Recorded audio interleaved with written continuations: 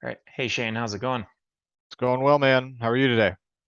Doing well. Just watching some market action here and we're 14% higher than the lows, so a bit of a rally we got going on. And for anyone watching, today is August 4th, 2022, but Shane, why don't we turn over to the SPY to start like we usually do and go from there? Sounds like a plan. Well, so you and we've talked about this in the past, and you drew this trend channel that price was in. We broke out of it. Is this the end of the bear market, or what are you thinking? You know what I think. You know what I think. No, I don't. I don't think the bear market's over. I think it's probably closer to the beginning than the end, actually. I mean, who knows? I'm wrong a lot. I think I mentioned on this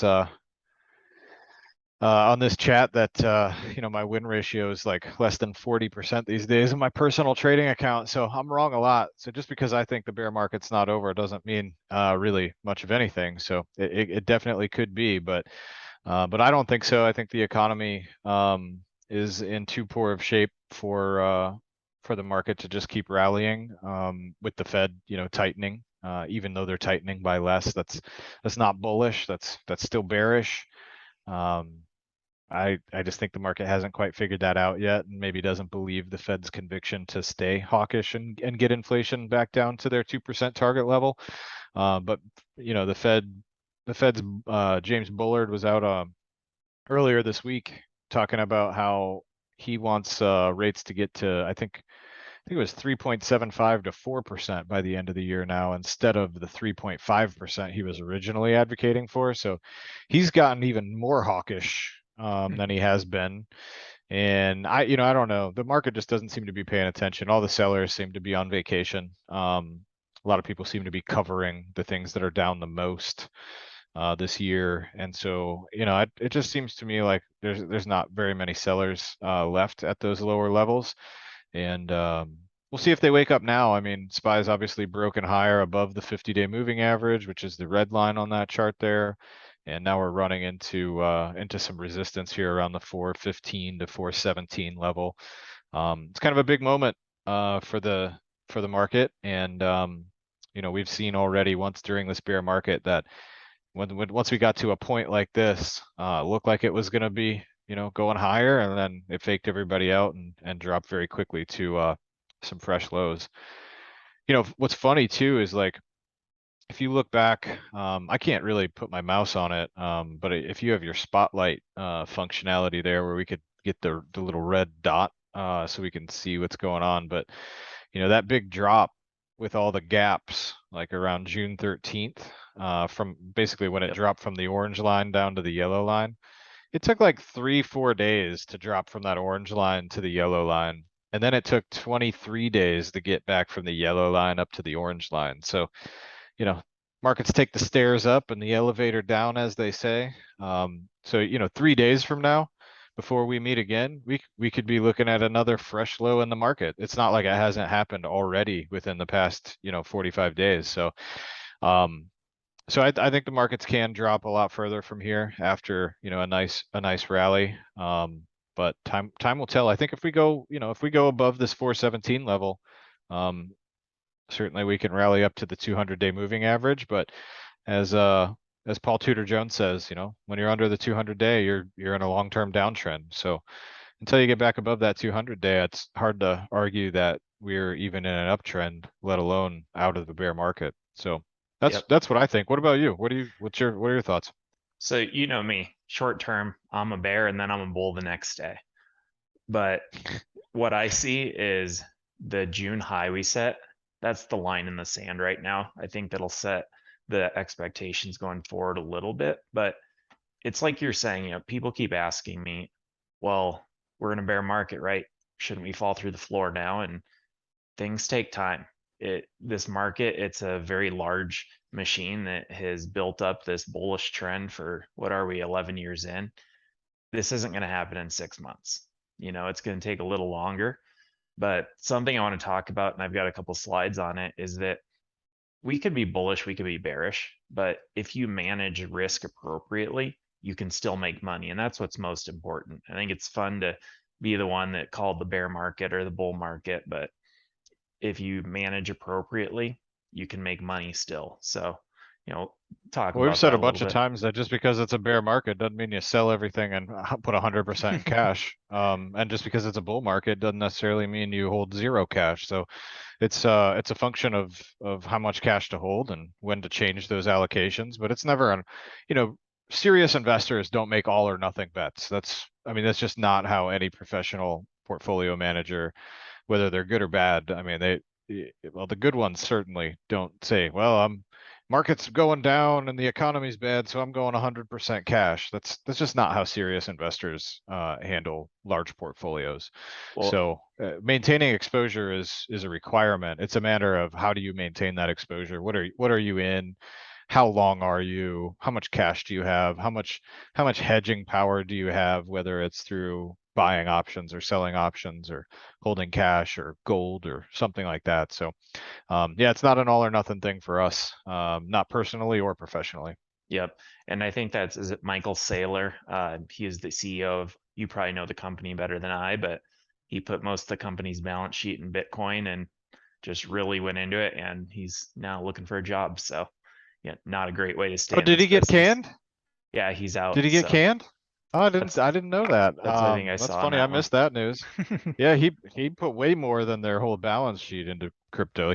He levered them up to buy crypto. He borrowed like billions of dollars to buy more Bitcoin, and Yeah, that's funny because if Bitcoin's actually perked up a little bit lately, so that's funny that they waited till now to can him. But whatever.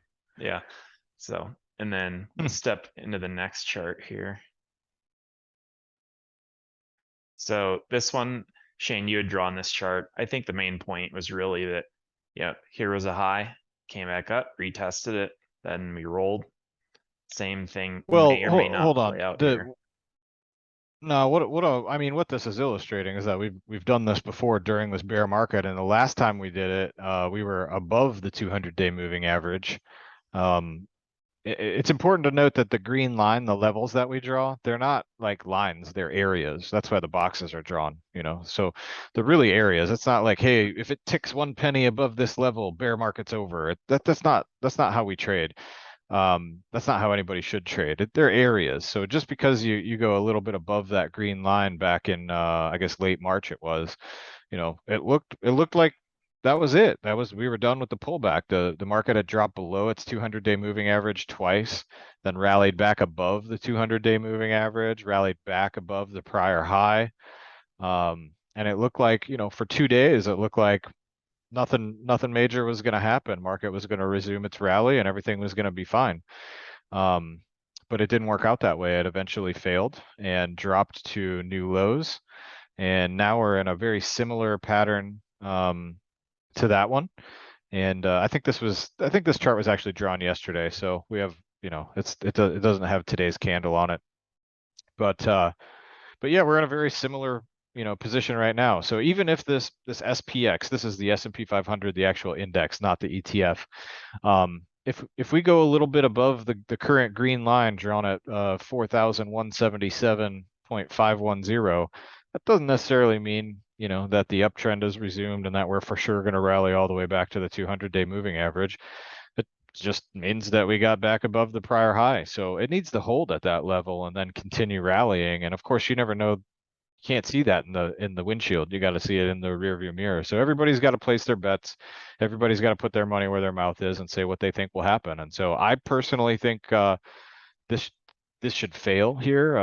I think the market should basically get sold at this resistance level and then drop, you know, back down to the 50 or maybe down to that purple line that you see on the right hand side. And if that purple line doesn't hold, it'll drop all the way back to the lows at 3,636. And if that doesn't hold, then we're going to make new lows. And you know, there's all types of different levels to be on the lookout for, both on the upside and the downside. But you know, one thing I can tell you is that during bull markets, the 200-day moving average is never overhead resistance. And right now, we still have the 200-day moving average as overhead resistance, which means we are trading below it and we are in a longer term downtrend with the Fed hiking, unemployment ticking higher. We'll get to some unemployment stuff here in a little bit.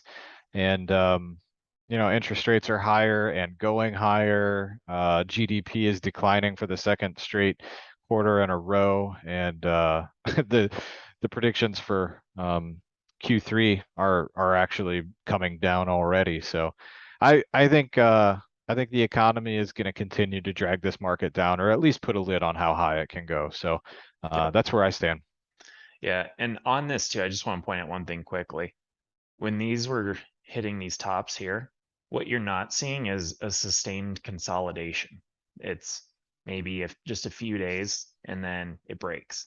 So what we'd like to see here is come up, excuse me, consolidate for a bit, kind of chop around, work a base, and then go. So just because it's up there right now doesn't really mean a whole lot. Correcto. So here's another one. We just talked about, well, if you're a bear, how do you still make money? Or if you're a bull? And for a lot of people that are investing long term, you never want to go 100% cash. So it's not an all or nothing trade. And what I was just highlighting here is we're in this channel, and we have been, but when we retest a high like this, you could sell 25% of your portfolio, let it work back down. You get back towards the bottom of the range, buy it back. And again, here, when you retest a high, you could sell 25%, and you just keep doing that. And it's call it more like a core satellite approach. So it's not all or nothing, but if you do that, it will, improve your returns because you're just selling a piece at relative highs where it's likely to sell off, pick it back up, but helps dampen some of the volatility and it helps lessen some of the downside. So I just want to point that out for some people that are wondering, well, how do you manage long-term money? And you never go 100% cash. But Right. selling positions or pieces of your portfolio is a great way to go. So Yep. anything to add to No, that, that's good. Shane? No, I mean, arguably we're still in a downtrend. We're still pretty close to that channel that you drew there. Sorry, you changed the screen already, but it's not really that. I mean, one day above that channel doesn't really mean much to me. So we'll see what happens. But yep, you guys know where I stand. Yep. So Doesn't mean we're not buying stocks, by the way. I think I sent you a message earlier. We bought 11 different stocks so far since the end of June. In our elevate strategies. So bought another one this morning. I mean, just because I'm bearish doesn't mean we don't buy stocks. I'm wrong a lot more than half the time I'm wrong. So I just because I have my own opinion and thoughts on things, it doesn't mean that I can't buy stocks. To be good at managing money, whether it's your own or other people's, you have to be able to hold competing ideas in your head and not be paralyzed by that and be able to act and say, hey, look, I'm never gonna be all in or all out. I'm never gonna be fully ecstatic, like, yeah, I nailed that one. I got it. I'm so smart. But you're also never gonna be like, gosh, I'm such an idiot. I got it totally wrong. You're always gonna mhm, be a little bit happy and you're always gonna be a little bit disappointed. But you don't need to be all or nothing. It doesn't make any sense to do that. And I mean, it just represents too much risk, both for my career and more importantly, for the people who have entrusted us with their nest egg. Like, this isn't just their investment portfolio. This is their retirement. This is their ability to not have to go to work and not have to live with their children and not have to eat cat food for the rest of their life.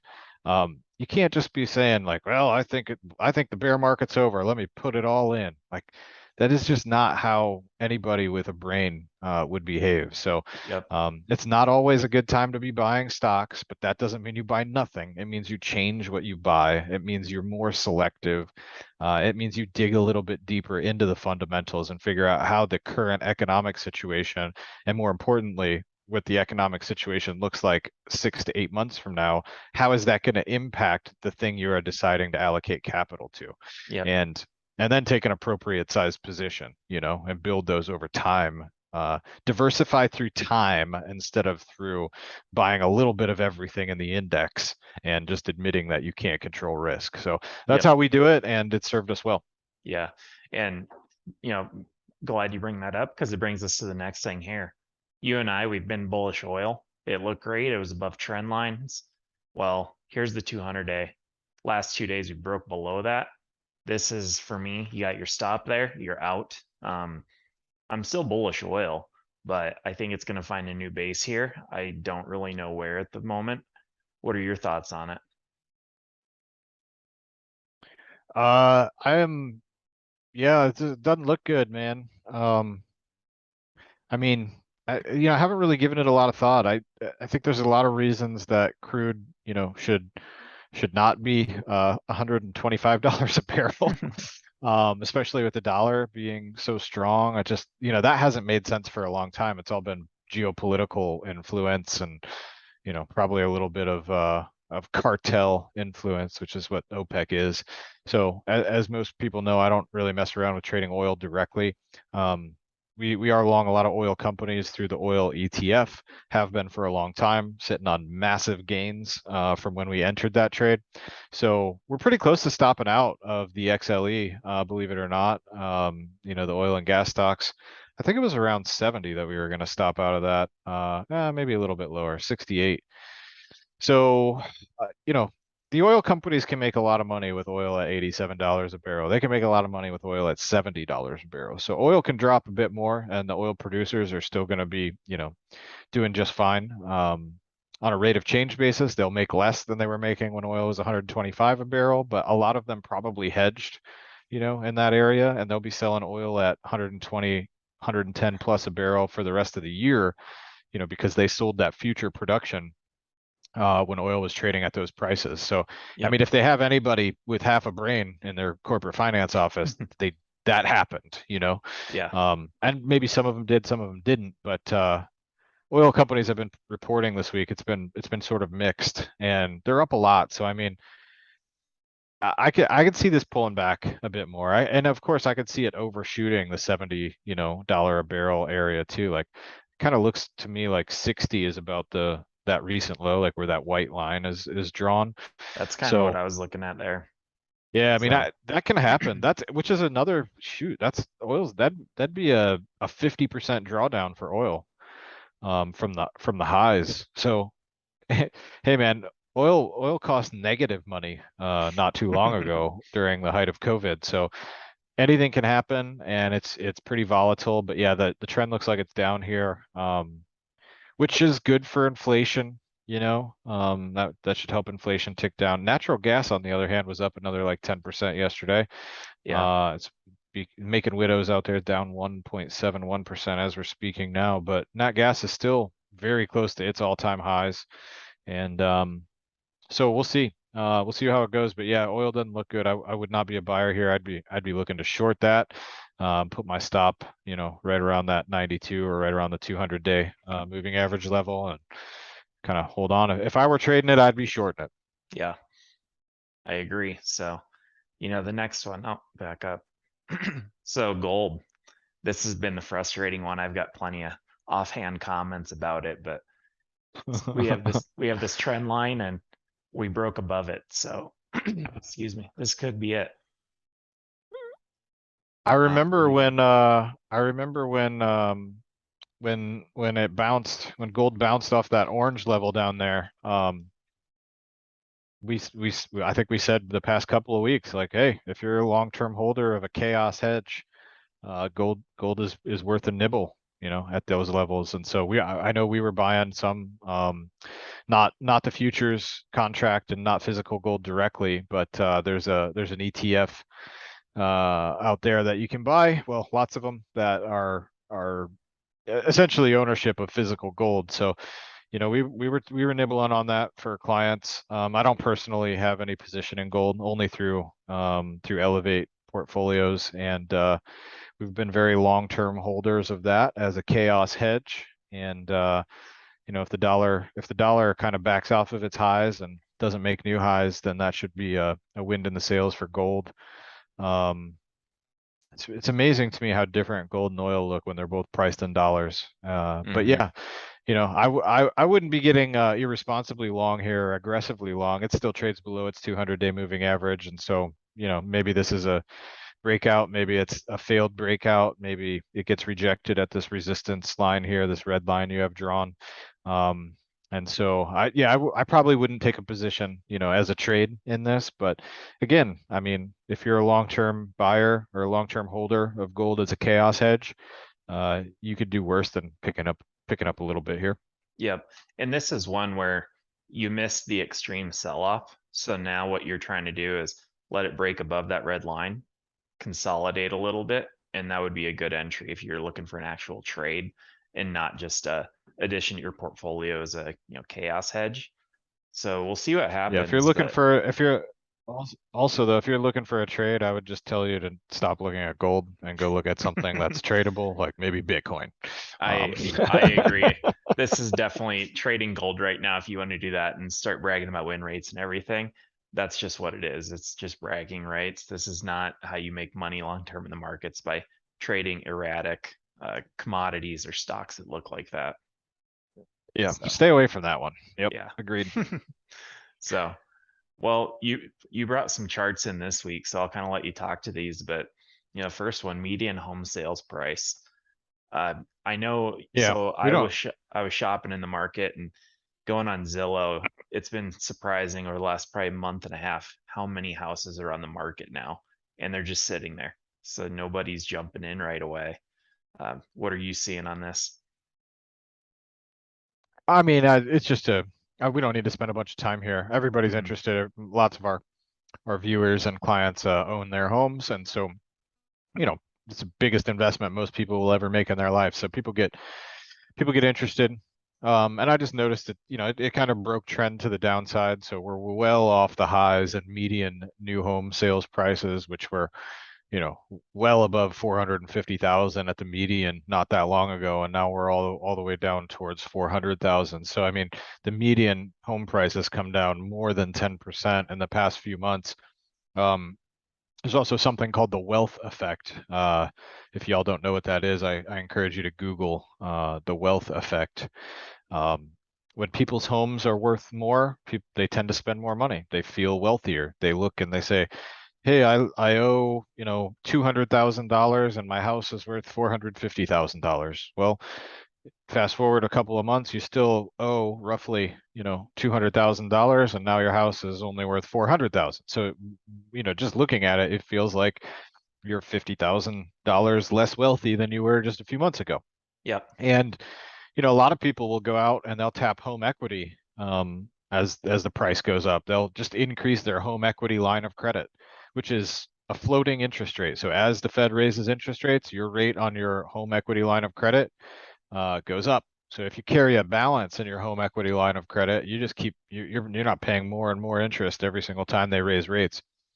Well, back during the mortgage crisis in 2008, 2009, people kept doing that. They used their house as a piggy bank, and every time it went up in value, they'd just go borrow, add more to their HELOC, add more capacity to their HELOC, and then they would max it out. They would use that HELOC to buy furniture. They would use that HELOC to do landscaping. They would use it to buy stocks.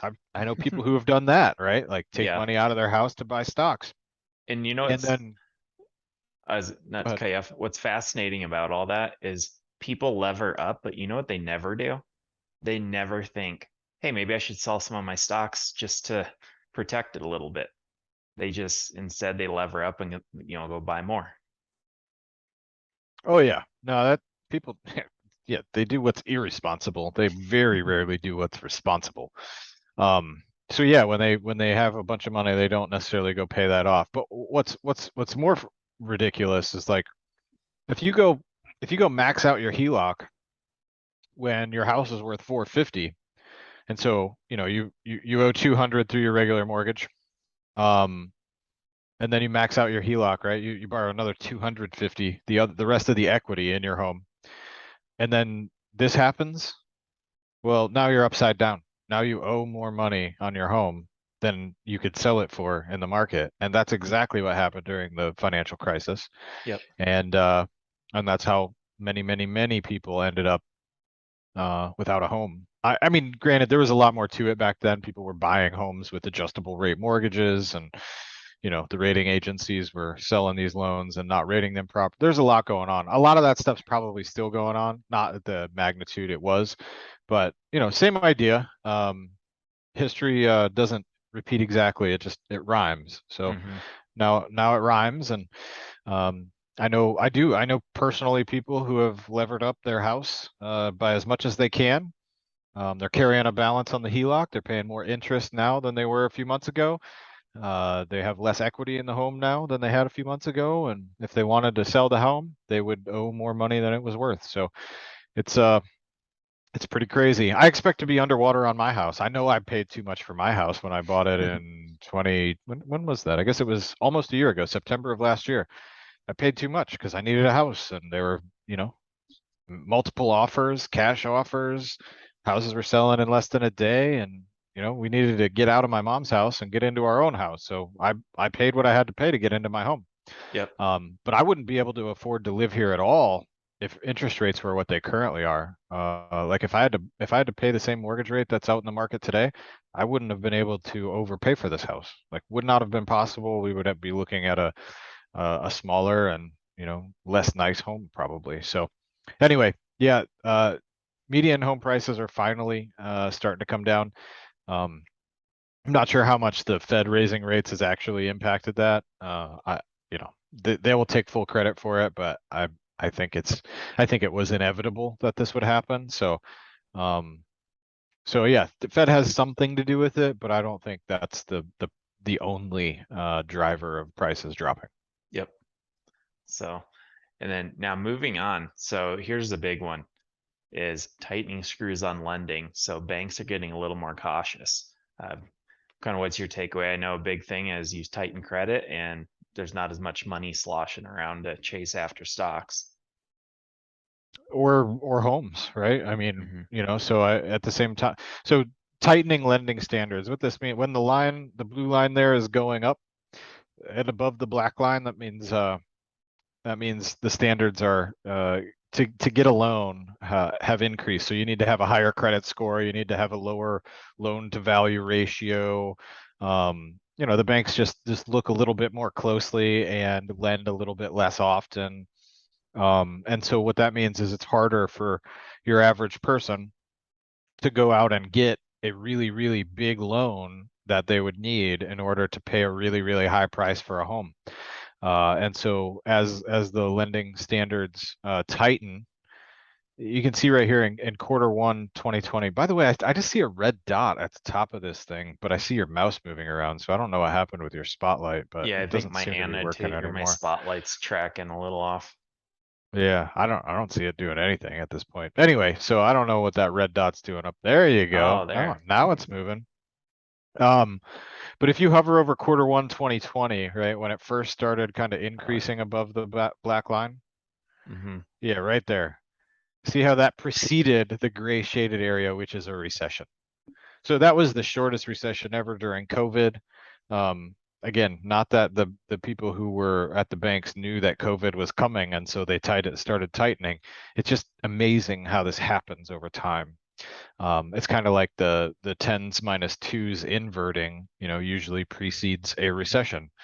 Um, it's not that anybody knows for sure that a recession's coming. It's just that these things tend to happen before recessions happen. So we'll see how tight they get with credit. If you go down one slide, or just see a longer term view of this. So 2020 is all the way over there, that gray shaded area on the right now. And you can see before all the other recessions, like during the financial crisis, lending standards were tightened before the financial crisis recession in 2008. Yep.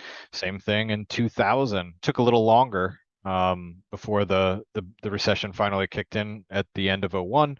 And then going back to the 90s, I guess we didn't get quite enough history there, but lending standards were being tightened ahead of that too. So tightening of the credit, the banks see what's going on in the economy. They stop flooding the economy with more cheap and easy dollars.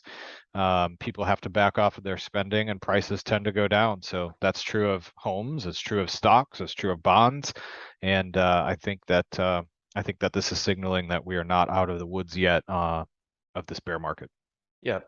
And something too that people might not think of is that somebody starting a new business, if it's harder to get credit, they don't have that credit to start a business, which creates jobs, which creates cash flow in the economy. So, certainly not a bullish thing when credit starts tightening. Nope. And then here's the big one. So dumb money and smart money, Shane. So, smart money, you always think that's the institutional investor managing billions of dollars. Dumb money is, this is what I always think of. When you start working or, walking around the streets and your buddies come up and they start talking about, oh, I bought GameStop, I made so much money, or AMC, or just the market overall. That's a top is coming. And part of that's the dumb money. So that's the dumb money that's getting real excited and making all this money. And meanwhile, you've got the big banks that manage billions of dollars start stepping back and, you know, letting those people buy as much as they want while they get out of their positions. So with that, Yep. maybe you can talk to this just a little bit. Yeah, I mean it's really, I don't want to overcomplicate it. Dumb money tends to follow the stock market. So as the market goes up, the dumb money gets more and more confident, right? It's the silliest thing, but as the market goes higher, the dumb money becomes more and more confident that it'll just keep going higher. It's like the dumb money essentially suffers from major recency bias, and they think whatever's happened in the recent past is likely to continue happening in the future. It happens the same on the downside. As the market's going down, they get less and less confident.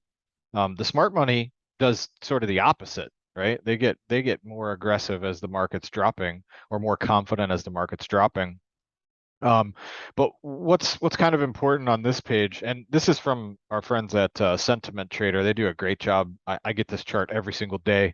Um, Honestly, for all of 2021, it was worthless because the dumb money just kept staying confident and the market just kept going up. So that's evidence that the market can stay irrational for a lot longer than most people can stay solvent.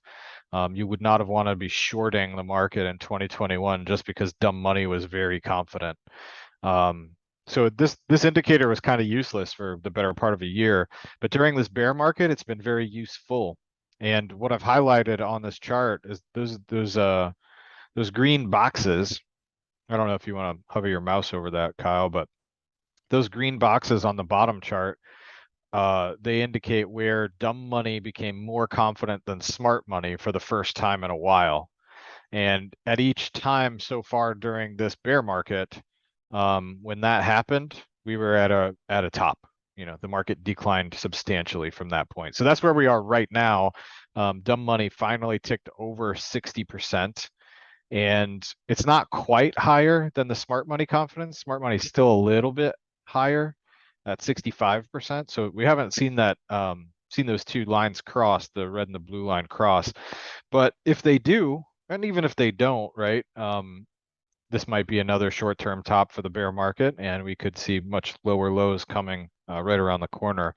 There's actually another chart that gives you kind of the data on going back a little bit further. So if you go down to the very And next one. I just kind of point out one thing for everybody. So right here on this right axis, that's the percentage. So, over 60%, that's where we are now. And then let's go over here. So now when we're in a situation like this where dumb money is greater than 60%, here's some of the stats. So, by year, Well, 1 year to be later. clear, no, to be clear though, this is only showing you times where dumb money rose above 60% for the first time in 3 months during a bear market. So again, in 2021, dumb money stayed above 60% for almost the whole year because it was the GameStop mania and the AMC mania and just I'm going to quit my job and trade stocks for a living because it's so easy. I just buy dips and the market just keeps going up all the time.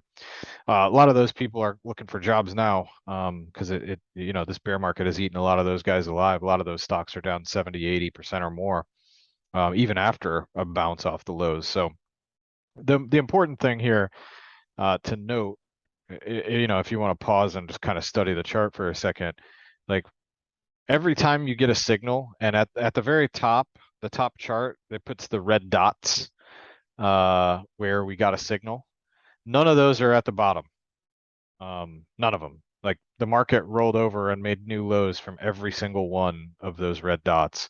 And a year later, the median return, which means the middle return, was down 8.2%. And the risk reward was absolutely terrible. The risk was, much larger than the potential reward. So this as a signal, it's not a reason that for sure the market has to go lower. It's not, nothing's guaranteed. And the market could easily just it could bottom right here and just keep marching higher, as we talked about already a couple times.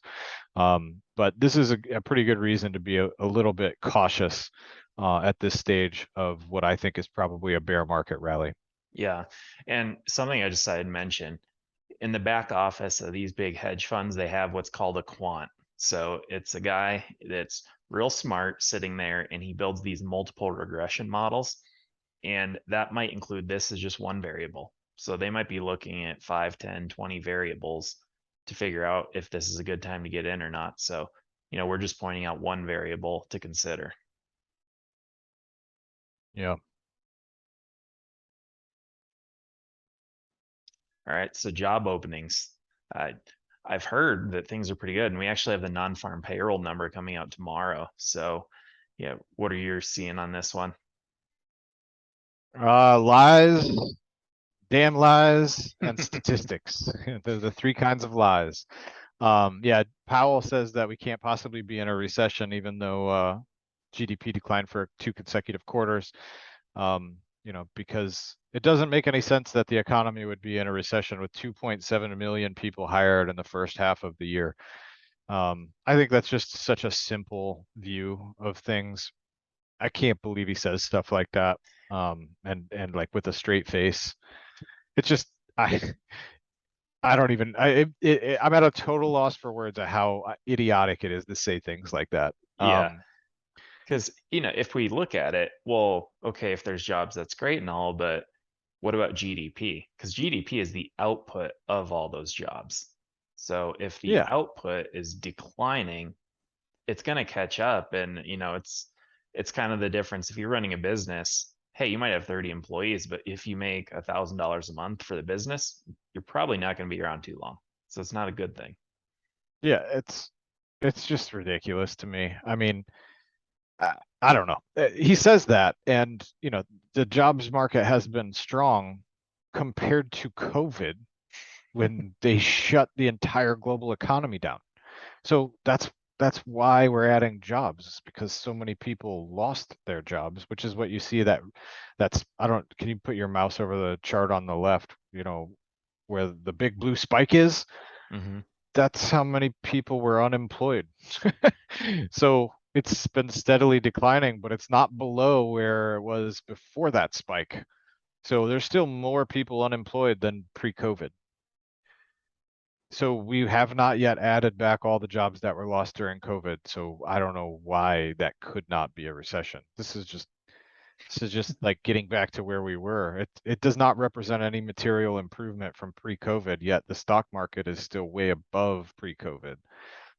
It just Yep. it's all total nonsense to me. But if you repeat a lie often enough, it'll become the truth. So the Fed and the White House and everybody, um, who they'll put on CNBC and CNN and even Fox News, they'll come out and say that, we're probably not in a recession, because that's they're just towing the line. And if you say it often enough, the average person will believe it. And when I start talking about how we're in a recession, people maybe even watching this will say, well, but the White House says we're not in a recession, and the Federal Reserve says we're not in a recession, and everybody on CNBC says we're not in a recession.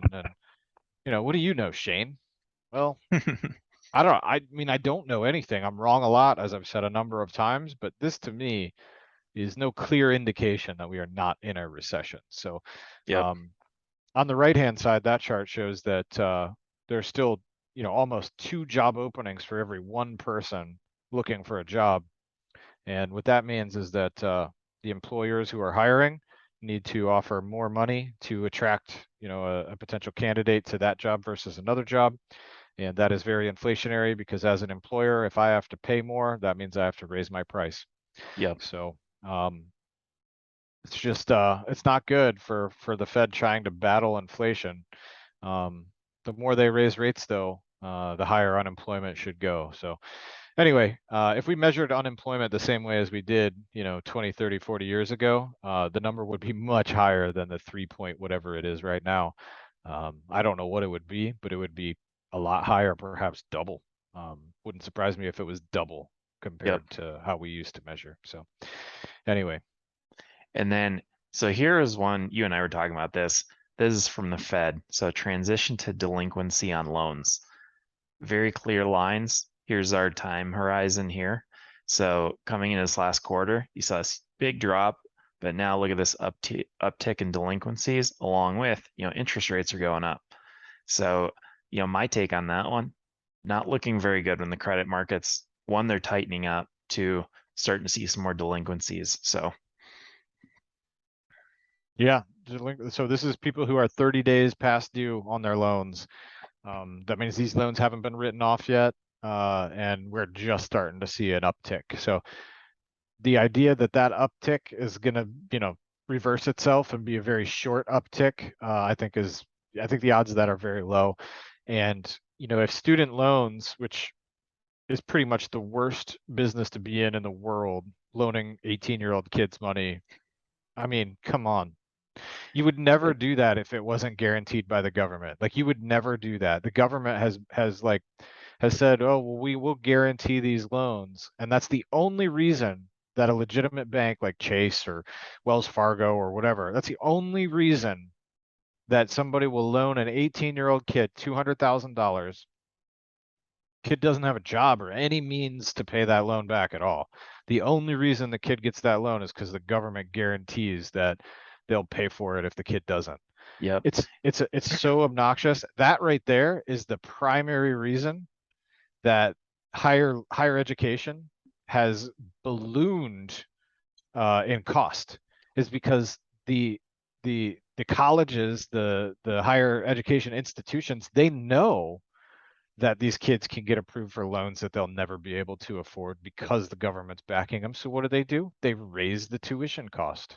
Hmm. It's such a silly thing to do. If these banks had to hold those loans, like if they couldn't just sell them to the government or package them up in a security and sell them to the bond market, there is no way that even 10% of these loans would get made. There's Yeah. no way. Like imagine if you had to do it, Kyle. Imagine if you were going to loan an 18-year-old kid $200,000 to go to college and pay you back over the next, 20 or 30 years. And you had to just hold that on your own personal balance sheet until it was over. Nobody would do that deal. No one. Nope. No one And, would do it. and Shane, look at this. Just looking at this, every line ticks up, but look at student debt, just flat. Yeah. And you know And that's why it's because flat? they've done forgiveness. Like Yep. nobody has to pay on their student loans anymore. Nobody's They've had to all pay since COVID. So there's all this debt that is sitting out there that has not been asked to be paid. So yeah. imagine once that happens, that's less money to retail stores for sure. So Imagine that every one of those loans is still accruing interest while nobody's making a payment on it. yeah, Like, imagine that. I'm like, such a terrible situation for our economy. terrible. Like, yeah, just a generation of human beings that will never get out of debt without the government completely wiping these student loans out. That's why it keeps being talked about. That's Yep. why everybody's all in favor of the go. Now, tell me that's not going to be inflationary. Yeah, we'll just forgive all of these loans, which means basically that the government will have to print money and then pay the lender. It's just going to put even more money into the system that's already running at 9% inflation. What could possibly go wrong? Nothing. Um, so well, let's go ahead and wrap it up here. I have just a few extra slides to share. But just this is one came out last night. So Bank of England raises rates the most they have raised in what is it, almost 40 years, raising the key rate to 1.75 from 1.25, and just following the Fed. So the biggest thing here is they are prioritizing fighting inflation over growth. So this is no longer about trying to keep things running well. This is, we got to bring inflation down at any cost. This isn't a great time to be putting money to work in the markets when you read headlines like that. Of course, there are sectors that still do okay, but now that you're seeing all these other banks raising like this and not really worrying too much about growth, does make me a huge bull. No, but they're still sissies about it. I mean, they raised by 50 basis points and they say they want to get inflation under control. Do 2 or 3% and then tell me that you're fighting inflation, because that's nonsense. That's a signal, to the market that, oh, we're gonna fight inflation. It's not a real, like, it's like threatening to punch someone and versus punching them in the throat without a warning, like Yeah. which one's going to actually do more damage to the opponent? Well, It, hiking by a lot without a warning is what will actually stop inflation, but none of these people have the political courage to actually go do it. well, then you'll appreciate the real kicker here. If you go read this article, and I'll put the link up in the show notes, but they're expecting inflation to hit 13% in Q4, and Yeah, and we're at their interest rate's 1.75. still under 2. Yeah, still can't even get to 2% on a lending rate. Yeah. Genius. Good luck Um, with that. Here's another one, recent news. So Nancy Pelosi flew over to Taiwan. China didn't take too kindly to that. And, kind of like a dog barking at a fence, China shot off a couple rockets in the ocean just to send a warning. The big thing here is China they're not coming alongside us and cooperating as much. And why is that an issue?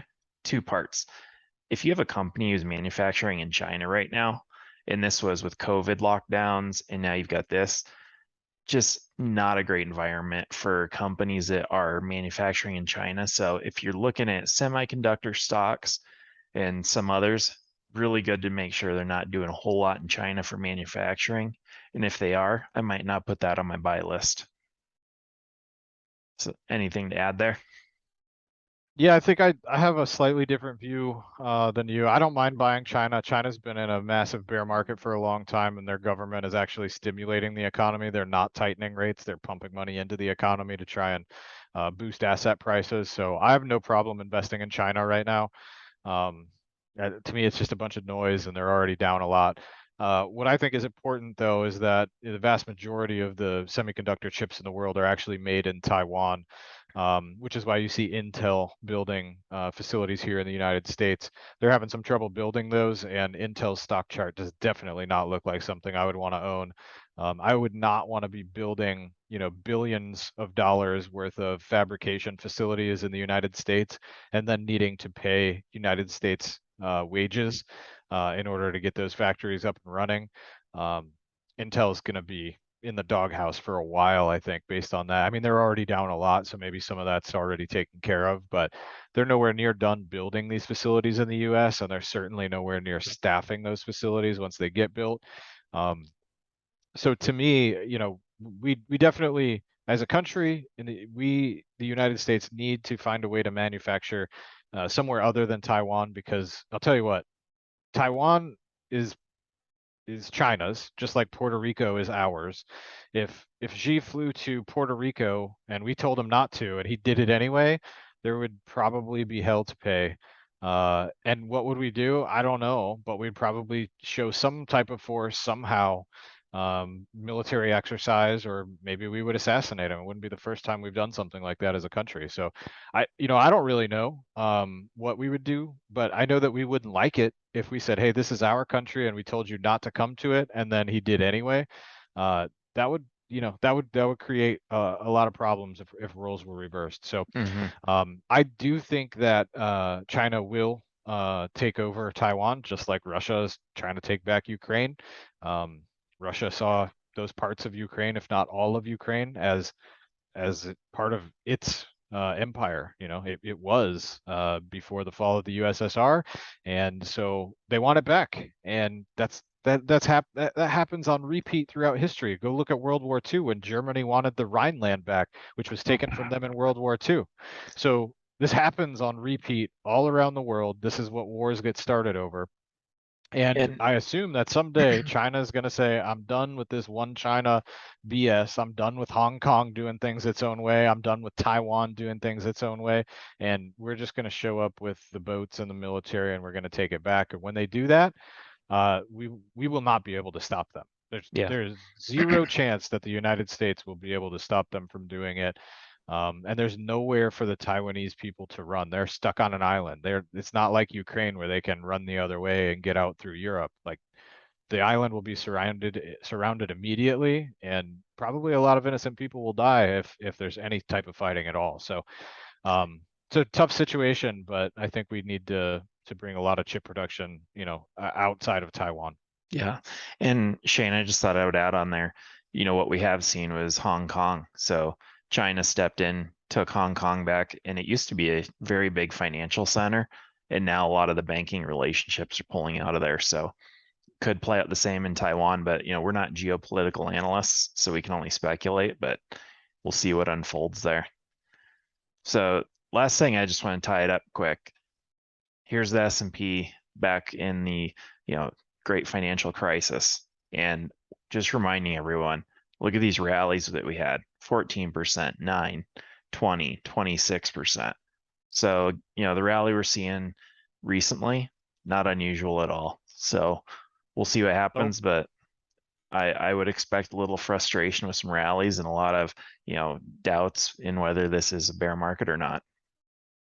The more people that call the bear market over based on a bear market rally, the better, because that means that this thing will roll over and we'll get to buy our favorite stocks at even lower prices. Yep. So, and then this one. So just again, Same idea. highlighting it, but this is the drawdown. So 24%, 44%. Yep. Goes But down slowly, then goes down fast, then it's over. So that's how it normally works anyway. We'll see. yep. So awesome. Well, Shane, thanks again for joining me this week. And I think hopefully it's some good content. And I'd encourage anyone watching to like and subscribe to the video and keep up with them. They're out every Thursday. So Check out the market commentary on our website. I'll be posting it probably over the weekend, or well, I'll be writing it over the weekend, posting it probably Monday or Tuesday next week. So be on the lookout for that. awesome. Well, Shane, you have a good day. All right, man. Later, Kyle. See ya.